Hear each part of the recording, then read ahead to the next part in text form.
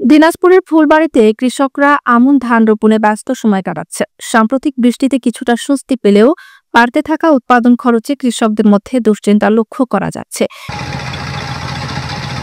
কৃষকরা অভিযোগ করেছেন ভুয়া কিছু কীটনাশক কোম্পানির কারণে তাদের ক্ষতি হচ্ছে। তারা দাবি করেছেন এসব ভুয়া কীটনাশক কোম্পানির বিষয়ে ঊর্ধ্বতন কর্তৃপক্ষ যেন দ্রুত তদন্ত পরিদর্শন করে।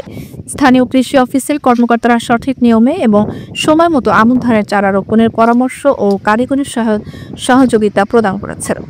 আবহাওয়া অনুকূলে থাকলে কৃষকরা এবারও ভালো ফলনের আশা করছেন। হ্যাঁ, আমরা এখন এই যে আবাদে আসছি, কৃষক মানুষ আমরা আমরা এখন আবাদ করি। এখন যদি যাই আমরা ডিলারের কাছে, সারের দোকানে যাই, গেলে আমাদের ওই কথাটাই বলে যে ভালো, আমরা যা বলি যে ভালো ওষুধটাই দেন। ওরা কয় যে ভালো ওষুধ এটা আছে, নিয়ে যাও। আমরা নিয়ে আসলাম, নিয়ে আসি, জমিতে মারার পরে দেখি আবার ঘুরি উল্টো একই পোকা থাকি যায়।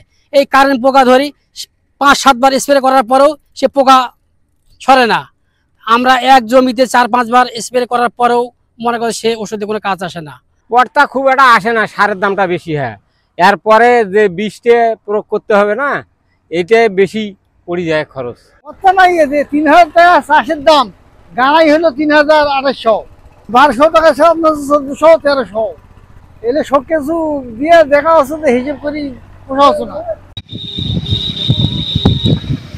ফুলবাড়ী উপজেলা কৃষি অফিসের তথ্য মতে চলতি মৌসুমে আমনের লক্ষ্যমাত্রা ধরা হয়েছে 18,190 হেক্টর জমিতে। আমাদের উপজেলায় এবছরে 18,190 হেক্টর জমিতে রোপা আমন ধানের চাষাবাদ হবে। কৃষকরা এখন ব্যস্ত সময় পার করছে তাদের রোপা আমনের চাষাবাদের যে প্রস্তুতি সেটি গ্রহণ করতে। তারা এখন বীজতলার পরিচর্যা করছে, জমির আইল বাঁধছে, জমিতে যে জৈব সার সেগুলো প্রয়োগ করার চেষ্টা করছে। জমিতে তারা এখন তাদের যে আগাছাগুলো আছে অবাঞ্ছিত সেগুলো তারা তুলে ফেলছে। জমিতে আমাদের যে নাড়াগোড়াগুলো আছে সেগুলো তারা চাষ করে জমির সাথে মিশে দেওয়ার চেষ্টা করছে। আমরা বলতে পারি যে তারা আমাদের কাছে আসে, আমরা তাদেরকে পরামর্শ দেই যাতে করে তাদের আমন ধানের যে উৎপাদনটা আরও বৃদ্ধি পায়। তা আমরা আশা করছি গত বছরের চেয়ে এবারেও আমাদের আমন ধানের উৎপাদন আরও বাড়বে। আমরা তাদেরকে রোগ ব্যাধি, পোকামাকড় যে ঝুঁকিগুলো আছে সেগুলো বিষয়ে তাদেরকে আমরা ব্রিফ করছি যাতে করে তারা আগাম প্রস্তুতি সেগুলো থেকে নিতে পারে।